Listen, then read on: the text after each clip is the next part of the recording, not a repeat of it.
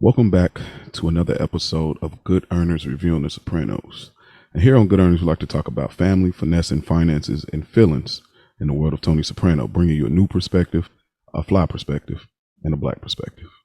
You know how these episodes go. I am Maurice Hunt III, the world class, aka Mochaccino, and my two co-hosts, Big Rich Town, Spike Lou. Y'all know that I'm the one that calls the shots on this podcast, similar to Tony, but no, those brothers, of course, they're very supportive. And if you haven't already, go check out our 2-part episode that we just did with Dan. So we're gonna keep feeding this feed. Most times you'll see me, but sometimes we'll have all three of us or two of us, whatever it need be. We all got busy schedules, and so that's how it goes sometimes. Also, y'all go check out our other podcast, No More Half Measures, a Breaking Bad podcast. If y'all liked what we did here, we're doing that over there. So y'all still got time to catch up. We're on season 3, and we will be back the following week by the time y'all hearing this. So today I thought it'd be interesting. We talked about character deaths or conclusions and endings on the last episode of Good Earners, the back of the Bing. And this week I wanted to do something a little different, something that obviously didn't require more people to have this conversation. And so, y'all know how I do. Y'all know how I do. Y'all familiar with it. So I'll give y'all the handles and everything at the end. So I'm doing top 10 things I don't like about The Sopranos.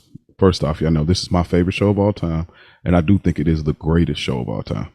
So, but there's people that don't feel the same way. Some people have The Wire, some people have Breaking Bad, Mad Men, Game of Thrones, so on and so forth, and that's fine. But to me, this is the greatest show ever. However, no show and no art is above critique. So, and we've critiqued throughout Good Earners. Y'all know that. So it's not that we gave everything this perfect 100% Rotten Tomatoes score, so to speak. So I'm not going to do these in a particular order because I didn't really organize them like that. I'm just going to go through 10 of the things that I dislike about The Sopranos. So first, AJ Soprano. This is not a this is a very popular belief, a popular thing for a lot of fans. Some people will try to be AJ apologists, and I get it, and I get to some degree what he was supposed to serve, but it's just not good, bro. Like this kid, like David Chase has said that he didn't understand why people hated him so much. He felt like he was just like this average kid that does these things, and to some degree, sure. But in a show like this, where you have such an interesting character like a Meadow Soprano, and then on the other side, you got this AJ Soprano character. The problem is he has no commitment to anything. He's not committed to anything. The closest was when he, was trying to get engaged in the last season. But like, there's no real commitment for AJ. We don't know what he stands on. We don't know what he cares about. And then we just keep treating this character like, okay, where's this going? He don't care about football. Don't really care about girls. Don't really care about the world. Don't care about being lit, popular in the clubs. He don't care about anything. So then why should we care about AJ? We only cared about him once, and that's the pool scene. That's the only time we cared, but we cared only because we wanted to see how this would affect Tony. That's the only reason we cared. We didn't care because, his life was at stake like that. We cared because we wanted to see the blowback if he does or doesn't get that off. And, we did get to see that. And that was a compelling scene for us. And we spoke at length in our real time review. But I just, it's so much to his character. It's just blah. It's like, if AJ remotely cared about something, then maybe we would have cared. Maybe I would have cared. But I didn't care because he didn't care. And that's the issue with a character like this. So that's my first thing on the list. What I'm going to try to do is throw out some things what I would have liked. Doesn't mean David Chase didn't do it right. Doesn't mean David Chase got it wrong. And who am I to tell David Chase anything? But I'm trying to offer some preferences or solutions that I would have liked. What I think could have happened with an AJ Soprano is we could have seen him gradually becoming more like Tony. We could have seen him gradually become more like Tony. That way, it would have been a thing where the more he tries to shield him away from it, the more he becomes like him. Even if he stayed like he was for the longest, similar to Tony going to Seton Hall and all of that and playing sports, he could have been like that. And it shows you that this cycle continues. We're in at the end. You know what I mean? Like it's a forever cycle, similar to the finale, the cut to black. Like we could have seen it. Yeah, AJ again. We know similar to Tony didn't have to make us a varsity athlete. But I would have found it more interesting if we would have seen AJ start to slowly become like Tony, similar to like The Wire, when The Wire uses the next generation to show like, oh, this is the youthful version of this character, and this is the youthful version of that character. I think they could have done something like that with AJ. At least that would have been more interesting. But yeah, so that's my first thing, AJ Soprano. My next thing on the top 10 things I don't like about The Sopranos. Many Saints of Newark. No shocker there, no surprise. And again, another popular thing that most people feel. Some people like it. Let me say this first. And again, go check out our review. We did do that movie review on this feed. Many Saints of Newark aesthetically is very pleasing. The wardrobe team did a great job. I think the actors, for the most part, did a good job. The directing, it looked good. Everything about the visual of it looks great. And it gives you that experience. But once you get into the inner workings of the plot and what it is, it is not good, bro. It's not good. I don't want to call it terrible. But it's not good. And it's not good for the simple fact that one of the things we talked about in that review is David Chase didn't go and rewatch the material. At least that was my understanding from the things I had seen online. He didn't go back and rewatch the material. So it's the things that were served weren't the things that we were looking to be served. Who made Tony Soprano? It was so far from the truth. Y'all trolled us, y'all gaslighted us, y'all finessed us, until, seeing this. Rather you went to a theater for the short period it was out, or you watched it on HBO. Y'all finessed us. It wasn't nothing about that. We get this idea. It's like, oh, you know what would be cool is if we make this take place during the riots, because there was a connection between the riots and black people and the Italians and the mafia. That would be an interesting plot, but it's not an interesting plot. Y'all all of a sudden bring in black characters into it. Don't get me wrong, I love the black character in here, although I have something to say about that later in this list. But it just feels unneeded.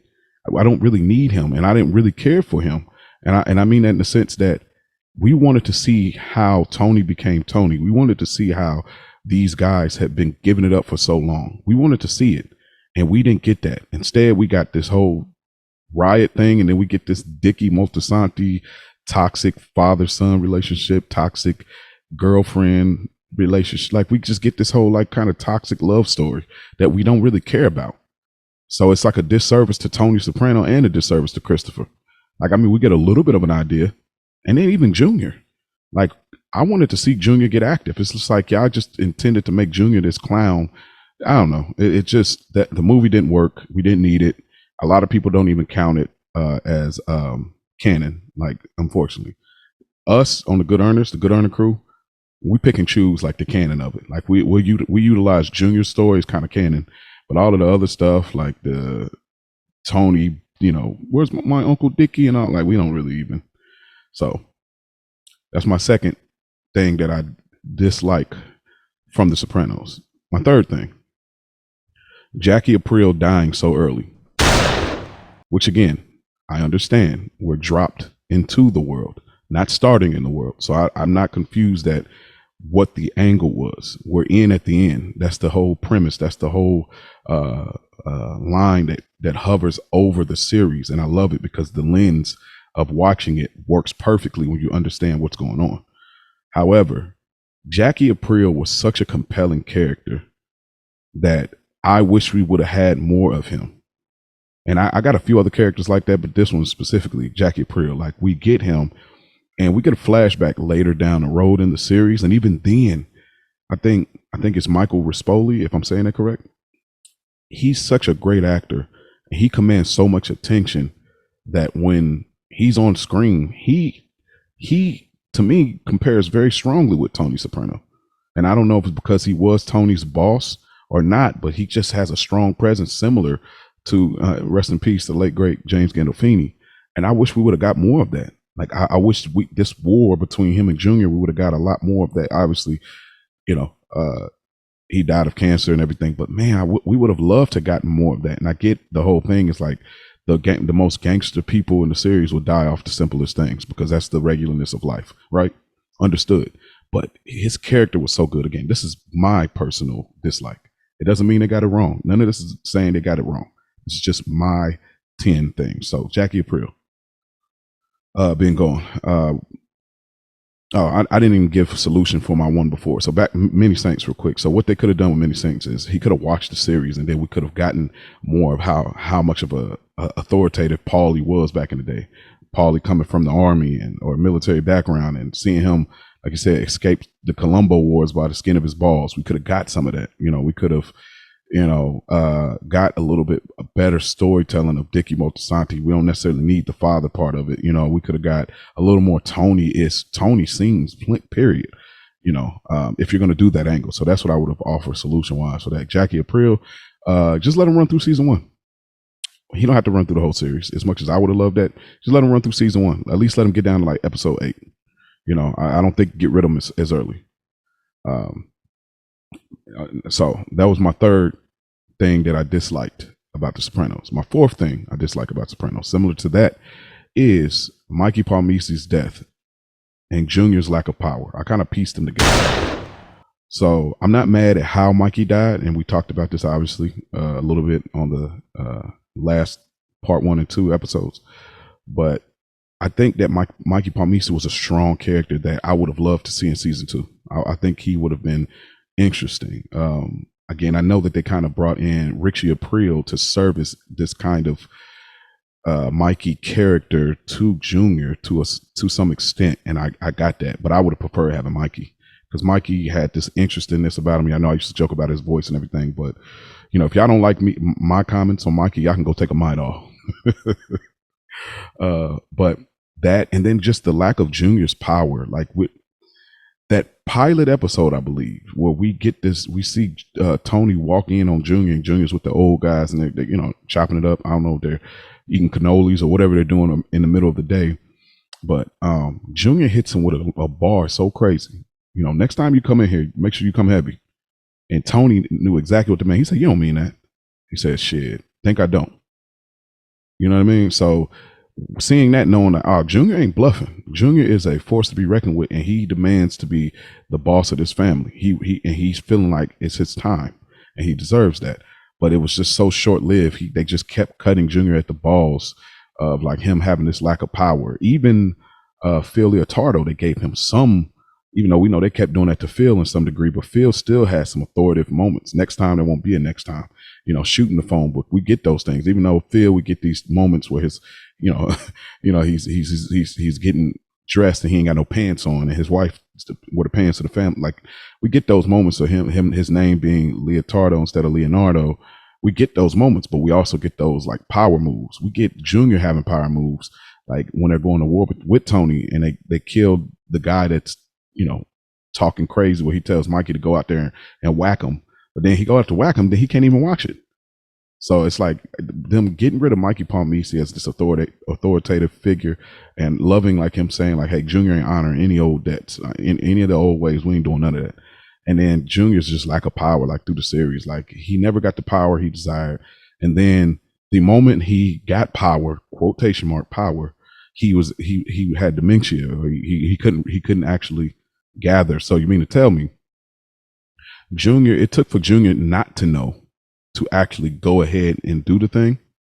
Come on, son. So that is my fourth thing that I dislike about The Sopranos. All right. What they could have did to give a solution for me, what I would have liked, Junior just should have, there should have just been this underlining thing where Junior is going to have his day to get back at Tony to be the face, knowing that Tony kind of got him set up a little bit as being the face of the family, but not really the boss, and playing around with him. And, when we get all that information, Olivia, we could have had Junior quietly always plotting against Tony. And then by the time we get to season 6A and we get the gunshot, maybe it would have been like, oh, he intended to do this because he had nowhere else to go. Something along those lines, but yeah. And Mikey Palmice, let him rock in season 2. let him rock all the way, and let him like he can get whacked middle season 2 or something like that. Like imagine Mikey Palmisi having to be on Tony's side. Imagine how interesting that could be. You know what I mean? Like him being over there, similar to Bobby. Similar to I always forget his name. He's one of my favorite characters. The twin, Patsy. Patsy having to go over there. I think Mikey Palmisi going over there would have been an interesting dynamic. So, yeah. All right, here's my 5th thing that I dislike about The Sopranos. Everything about adding Tony Blundell, it just did not work to me. I've said this numerous of times, and I'll say it again here. The Tony Blundetto story, it wasn't even bad, I think because I think it could have worked, this kind of big cousin, little cousin dynamic. And Junior, he has this thing about don't reminisce about me. Like, we ain't in the old times. Don't play. This is who I am now. Like, I'm the boss of this family. Respect that. And all of that stuff works. And Tony Blundetto's like, bro, I'm not even tripping about that. You're the one keep bringing it up. You're the one to feel a type of way because you got me set up, or you wasn't there tonight because you passed out. Like, that was on you, bro. But this casting just does not work. I'm sorry. I don't believe him as Tony B. I've said this and exhausted this point all of our season 5 review, and I sound like a broken record even now, but that casting him as Tony B, I just don't believe him. There was only one moment I believed him, but other than that, it's just like they shouldn't have casted him. Like I feel like a character like Gigi, to me. And again, I liked Gigi. I think casting him maybe more so as like Tony's cousin, Tony B, like maybe like Tony and him, kind of had similar looks when Tony had hair.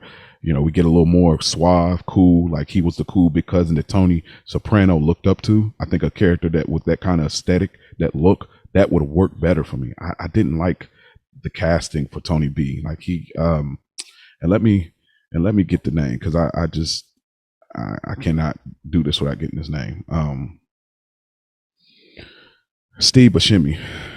Steve Buscemi, and I like Steve Buscemi. Like he's played in some good things, and I know, he does fun comedy really well. And Sopranos to some people is a comedy show. He does that well, but there's just no menacing. There's just no like, oh, I just never ever liked it, bro.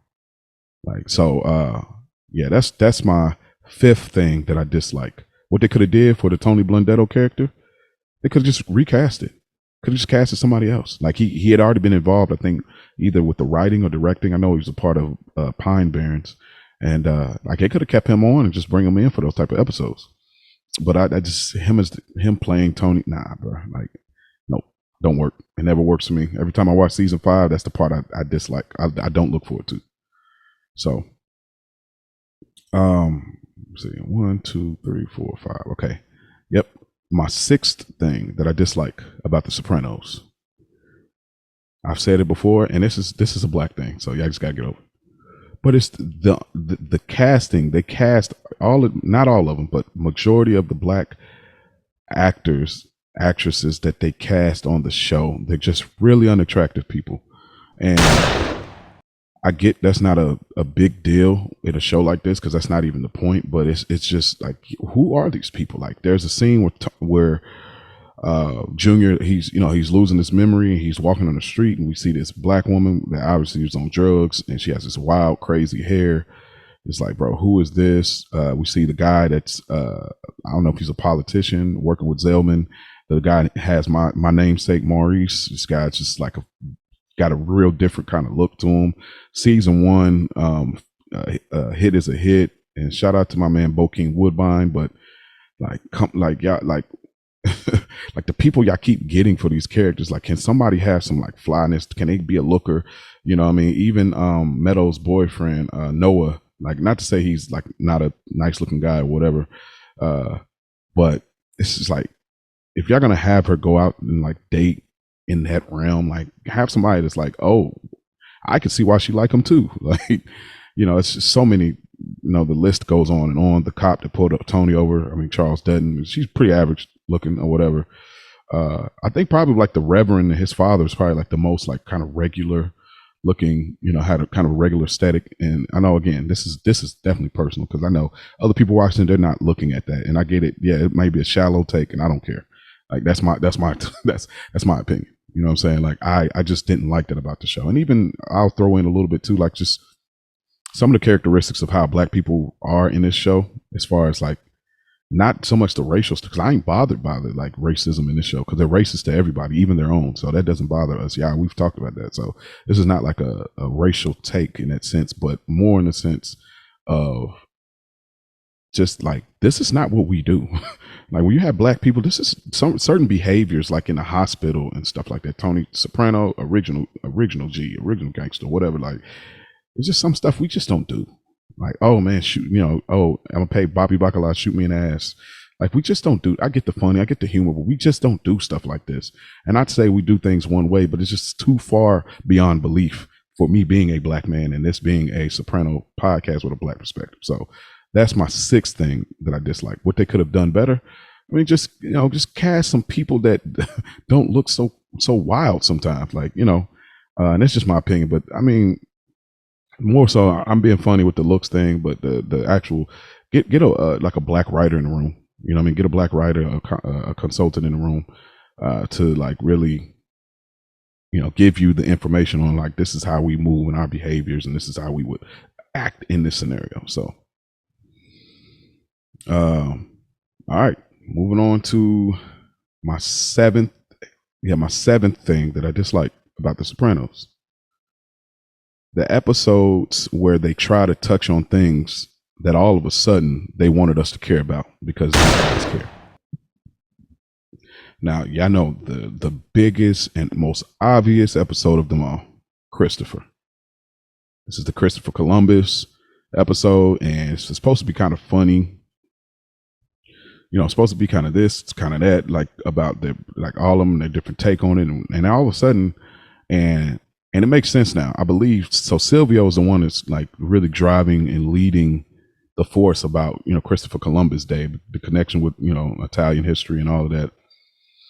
But originally, I believe this was supposed to go to Paulie's character, but he couldn't do it at the time, and it makes sense. It makes more sense for Paulie. I think this whole episode, I'll enjoy it in the sense that I'm just laughing at it, just like the Artie Bucco moments, and the like, the scene Christopher, like Gary Cooper was gay, like all that funny, Tony's reaction to all of it, and even Ralph Cifaretto. Like there's some interesting things in the sense that it's funny, but it's not interested in the sense that you're trying to give us this underlining history lesson, this underlining,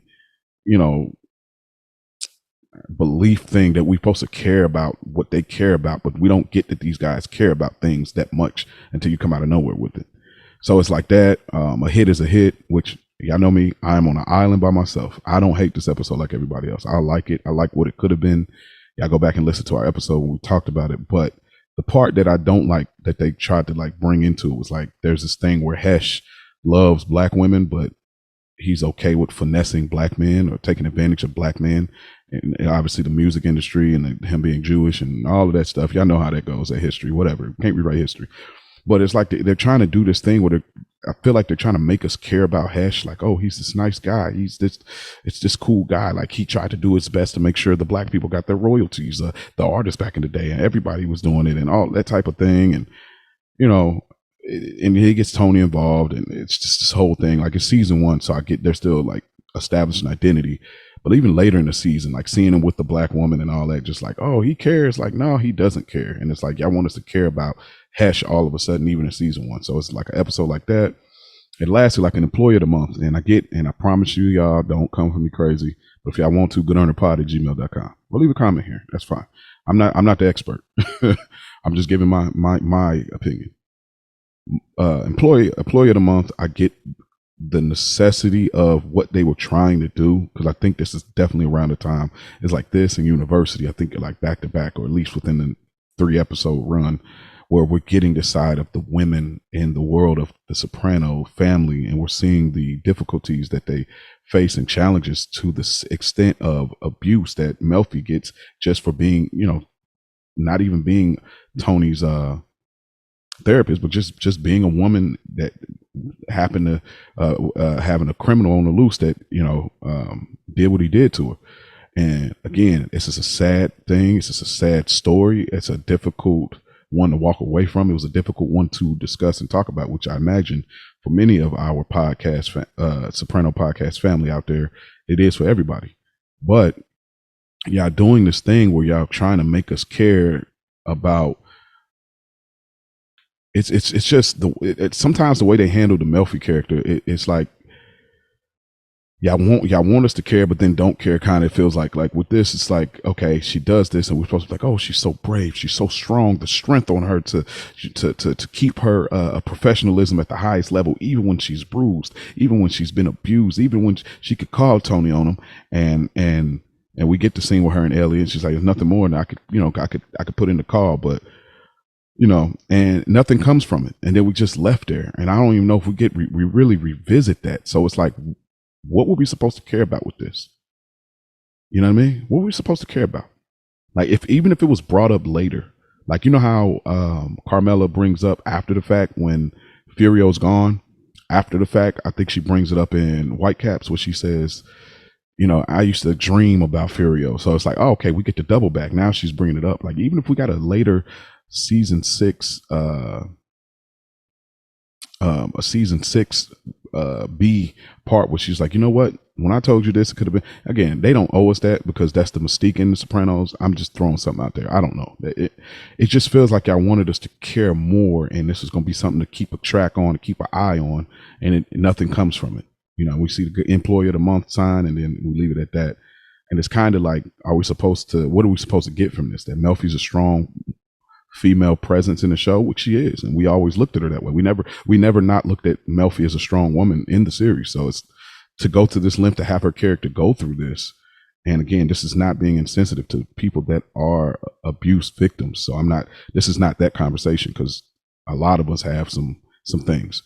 So this is not that conversation. Not to say that they need to touch. It's just y'all touch on this, but then y'all leave it there, and it's like, okay, well, why are we supposed to? What are we supposed to care more? If y'all don't care more to elaborate on it, they don't, and that's why for me, I would just say this episode, they could have kept this. Honestly, they really could have kept this episode, or have it tied, like have it, and I please don't come for me like that, because I don't mean this in an insensitive way, but I'm gonna say it how I'm gonna say it. You can't be sensitive if you listen to our podcast, for one, or Sopranos fan, for two. I would have maybe moved this to like the Irina character. Maybe then we can get this whole buildup of like Tony, like, and this could have been like maybe in the window where they weren't together and she calls him, and maybe we get more of some development there. Maybe, or they could just left the episode. Those are my two suggestions. I just think it didn't go anywhere. We just got in Melfi's mind, and it doesn't. Nothing happens. Like, her husband does nothing. The cops are not able to do nothing. Her son can't do nothing, and she don't tell Tony, so he can't do nothing. Nothing happens, and we're supposed to be satisfied because she's satisfied to say, if I wanted to, I could. That ain't good enough. So that is my 7th thing that I don't like about The Sopranos. Going back to my 6th thing, solution wise, as far as the episodes to try to make us care about things they care about. If they were going to do that more, then just weave it into the like character development, like just weave it into it a little bit more. All right. What did I say? My 7th. Okay. Here's my 8th thing that I dislike about The Sopranos. Popular, again, another popular one. For us, it's probably different reasons, but the dream sequences. And most of them I care zero about. And Spike said it best, and he said it in season 1. And this wasn't. There was a dream sequence. Obviously, there's some dream stuff going on there. What's the episode where he's dreaming about the neighbor that's not really there? Let me find it real quick.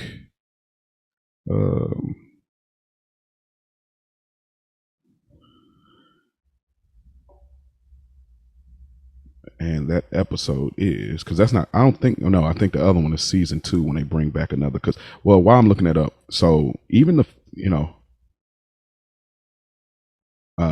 even the flashback episodes. Now, flashback moments. Spike doesn't like that. He didn't like that. I personally didn't have a problem with it. The flashbacks, because there's still a cohesion to it for me. I wasn't mad at it. But Isabella, kind of getting that Isabella thing, and then even the season 2 Funhouse, we spend half the episode of Tony being sick and getting these different visuals, and then of course we know the season 5, I believe, Test Dream, season 6, all that whole Kevin Finnerty. We don't like them because as Spike said, it takes us away from the characters and the plot, and we could spend more time there instead of this artsy side of what you're trying to get across that we don't really care about. Let me say this before I speak. Well, let me say this. The dream sequences, I'm glad they did it. I've said it on the show. I'm glad they did it because these are the things that set the show apart. Because it's not my flavor, because it's not my taste, it's because it's not something I personally would care that much about in this series, doesn't mean I'm mad about the reasonings why they utilize it. It sets the show apart. It's like, this show is funny. This show is menacing. This show is dark. This show is existential. This show is it's so many things. The dreams add to the layers of the show that makes this way more than a mafia show, way more than just a family show. It's a full dynamic show, and those dreams add to that. So I'm glad that they did it. However, I don't always care. Like the test dream, the two that really bother me the most. I mean, of course, season 6, we get it, especially after a long wait. But the test dream and Funhouse. So Funhouse, we spend half the episode about this, and we could have gotten past Tony being sick just because he has this feeling that he's gonna have to whack his best friend. I get it. We don't need it though. I would rather have seen Tony in real time dealing with it than him just being sick, and we're weaving in and out of this visual of Tony, and then we see this like whole thing with Tony shooting Paulie, which nothing comes of it. I don't know. Maybe it's just Tony's mental. He wants to whack Paulie for whatever reason. But we never really see that. We see some close calls, but nothing in that vein, which is at least pointing a gun at him. So, and then Test Dream, by far the biggest waste. The biggest waste. We spend a whole episode on people telling them, hey, you know what you got to do, right? You know what you got to do, right? You know what you got to do. You got to do it. Yeah, you ready? Are you ready? Are you ready? We don't need a whole episode telling us that Tony needs to whack his cousin. We knew that was coming. It's like that's the dream sequence plays in our face. That one specifically, the worst for me. Y'all playing in our face. I get the season 6 stuff. You're kind of playing with this idea of Tony, if he had the makings of a varsity, if he was selling furniture, patio furniture, see what Tony would have been like as an average person. Whatever. That's something I wanted to dive into. Fine.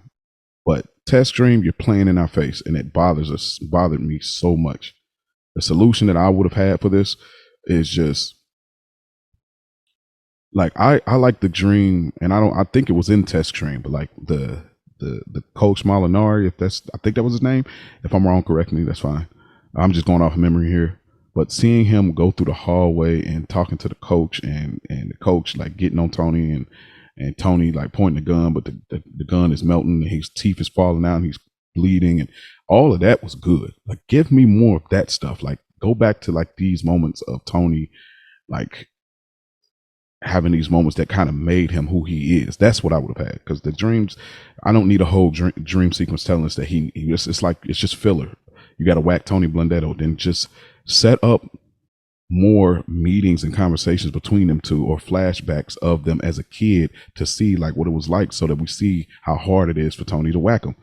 I don't care about a whole episode of y'all being artsy saying, hey, are you ready? You know what you got to do, right? Like, come on, bro. So that is my 8th thing that I dislike about The Sopranos. My 9th thing, and again, these are not in a particular order. My 9th thing, Barbara Soprano. This bothers me probably more than it should, and it probably bothers me more than anybody else. I don't like the idea that the show is built so much on family, and then we just don't get her. It almost feels as if y'all created this full dynamic of the Soprano family like prior to the pilot, and then it's kind of like, maybe we shouldn't have created this other sister. Maybe it should have just been Tony and Janice. because we get her like I feel like two occasions and maybe three, maybe, but I think it's two occasions: the Sunday dinners and I think there was like a patio scene or something like that where we see Barb and Parvati, and but I just we just don't need it. Like we really don't need it. And let me say it this way: either if you're going to give it to us more, or don't give it to us at all. And I just didn't like this kind of teetering. And it's like Tony's telling these stories where Barb was born and this, we get these flashbacks of Barbara as a baby, but she has her presence is not felt at all. I get she's the youngest and she got away from this whole thing of theirs. And I get all of that. But as for me, and again, even with Meadow, with her cousin, I think that was Barb's daughter. I'm not sure, but I think it was what Jackie Jr.'s the repass or whatever. And she's talking to her cousin and her cousins, and she's telling like, hey, you know better. Like, you don't talk like that. Those dynamics I would have liked more of, like this extended family. And I get it. Like, this world is not meant to be that expanded. You know, it's Jersey. This the glorified crew. It's it's not meant to be that big. It's meant to feel big, but it's not meant to be big. And in the sense of the world that they're building. And so the Barbara Soprano thing just not really being there. It's just like it doesn't work for me, and it always makes me more curious. And I just don't like that we don't get a lot of that. So I personally, my solution would have been just give us more Barbara. Like, weave her in each season at least one occasion. Like, period. Like one occasion she's at Meadows' graduation on the season. And another occasion she's at maybe one of these funeral scenes, like not Jackie Jr., but I can't remember, but just like bring her in on a funeral scene. That we see her on some Sunday dinner scenes, and bring her in when Tony's at the hospital. Like, just weave her in every season so we feel like she is connected to the family, at least bare minimum. So that is the 9th thing that I dislike. And last but not least, again, not particular order, my 10th thing that I dislike about The Sopranos is the Tony diagnosis / the Melfi dump. This is obviously one of the things that bothers a lot of people. Some people try to rewrite history and act like they're not bothered by this, and I've never liked this at all. I think, you know why? It's because it it could be just a personal thing, because it's not that it doesn't work. It does work, and it makes more sense when we look at the things with Tony, how he is with animals, and Tony, how he is with, like, innocence, as far as like, like an innocent woman at the Bing, or kids, or there's a thing to that tied into the diagnosis of the sociopathic thing from him. But I don't like it because for me, my personal preferences, I like the idea of this guy trying to be better. I know that ain't David Chase. I don't believe that's how he set it out to be, like, oh, this guy's trying to be better, or he was good battling evil. It's like more so like he was always evil type thing. I just don't like it. Like, I've never liked this, and even then, it's almost as if they played the hand as if, like, the way it feels is season 6. Okay, we got to come up with a solution for, like, why Tony's like he is, and we got to come up with a solution why Melfi's got to break it off with him. And I just don't like it. And then it's like Melfi should have been broke it off with Tony. We see that in the early season that she takes him back, and so it's just like, again, it's this thing where, like, all of a sudden y'all try to make us care. Like, it's just not there, bro. Like, and her just breaking off, like, you know what, you can go and do this. You find somebody else, and I could write you some of my other doctors and all of this. And it's just like, it's just so whack. It's so whack, because she's known who he is, and all of a sudden, because you feel like you've been played, now you want to drop him off. It's. I'm sorry, y'all. This might be number 1. This is so whack, bro. It's like, Melfi, you mean to tell me she's known Tony, who he is, what he does, what he's a part of. And all of a sudden, because Elliot and them have a dinner and they put her on the spot and say, oh, he's like a sociopath, go read about it. She just now reads and says, oh my God, I've been finessed. I've been bamboozled. I've been tricked. Like, come on, bruh. Come on. It's so whack. I'm sorry. It's one of the wackest things in The Sopranos to me. Like, I don't care. It feels lazy. It feels rushed. And I think most people know that. It's like, nah, like the payoff is just not there. Um, so that the Melfi dump, and then just the diagnosis. I like the idea that Tony tried to be better, but he was always like evil. But it was because of his mother. It was because of his environment. It was because of so many things. And again, I get like sociopaths. This is how it goes a lot of times for them.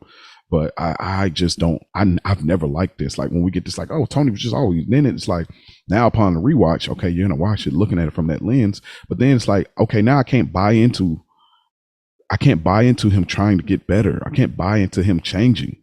I can't, you know what I mean? It's like now he's just in therapy just to be a better criminal, which is fine. But I'm not really watching him to see him be a better criminal. I'm watching him to see how he balances being a criminal. You know what I mean? Like, it's crazy. It's crazy, but there's a distinction. You know what I mean?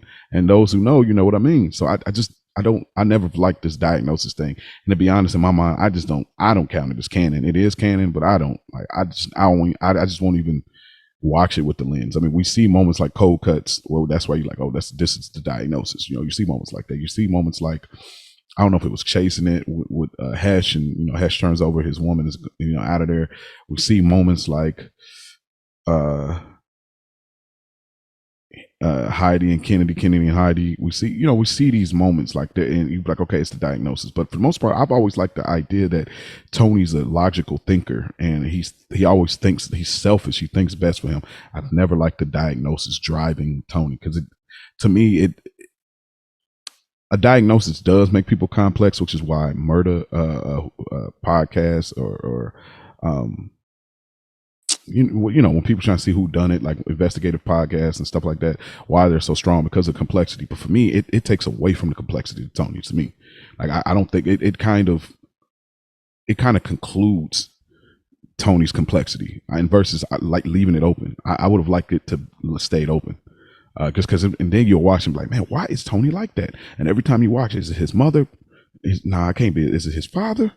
Is it Uncle Jim? Like, you're looking for all of these things, and the Sopranos and David Chase's brilliance, they always leave certain things open, and this would have been a great thing to leave it open. I didn't like it as a conclusion, and so that's what it is. So those are my 10 things. Just to recap, in no particular order, my 10 things: the AJ Soprano character, Many Saints of Newark, Jackie Aprile dying so early, Mikey Palmisi's death / Junior's lack of power, everything about adding Tony Blundetto, but specifically the casting of black people, the look aesthetic, just unattractive.